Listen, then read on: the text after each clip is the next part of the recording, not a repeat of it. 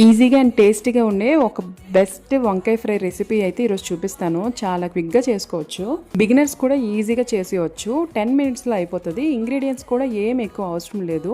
ఇప్పుడు చూపిస్తున్న పౌడర్ ఉంది కదా, అది మెంతులు అండ్ ఎండుమిర్చి కొంచెం డ్రై రోస్ట్ చేసుకొని చల్లారాక మిక్సీ చేసుకొని పక్కన పెట్టుకోండి. తర్వాత వంకాయ ముక్కల్ని ఇలా స్ట్రైట్గా ముక్కలుగా కట్ వాటర్లో వేసి సాల్ట్ వేసి పక్కన పెట్టుకోండి. ఇప్పుడు స్టవ్ ఆన్ చేసుకొని ఆయిల్ వేసాం కదా, అది కొంచెం వేడయ్యాక ఈ కట్ చేసి పెట్టుకున్న వంకాయ ముక్కలు కూడా అందులో వేసి పసుపు సాల్ట్ వేసుకొని మూత పెట్టుకొని మగ్గనివ్వాలి. ప్రాసెస్ ఇంకేం లేదు, ఆ టైం పడుతుంది. 10 మినిట్స్లో అయిపోతుంది అని చెప్పాను కదా. ఈ మగ్గేదానికి ఆ టైం. వంకాయలన్నీ మెత్తగా అయిపోయినాక మనం లాస్ట్లో మనం గ్రైండ్ చేసి పెట్టుకున్నాం కదా, ఆ పౌడర్ని వేసేసి కలుపుకోవడమే, ఇంకంతే. మా హస్బెండ్ చిన్నప్పుడు అంట ఇది మా అత్తయ్య సాటర్డేస్ ఎక్కువ చేసేవారు. నేను కూడా అదే కంటిన్యూ చేస్తున్నాను.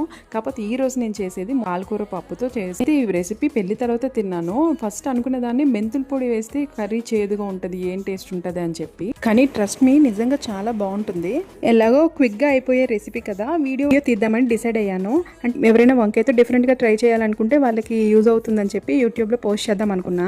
కొత్తగా వంట నేర్చుకునే వాళ్ళకి కూడా ఈజీగా అనిపిస్తుంది. మెంతి వంకాయ ఫ్రై మీలో ఎంతమందికి తెలుసు? చాలా సింపుల్ ఇంగ్రీడియంట్స్ తో చాలా టేస్టీ ట్రెడిషనల్ రెసిపీ. మా ఇంట్లో చాలా స్పెషల్. మీ ఇంట్లో ఈ మెంతి వంకాయ ఫ్రై ఎలా చేసుకుంటారో నాకు కామెంట్ సెక్షన్ లో కామెంట్ చేయడం మాత్రం మర్చిపోవద్దు. నెక్స్ట్ టైం అది కూడా నేను మా ఇంట్లో ట్రై చేస్తాను. For more videos subscribe to my channel. By by.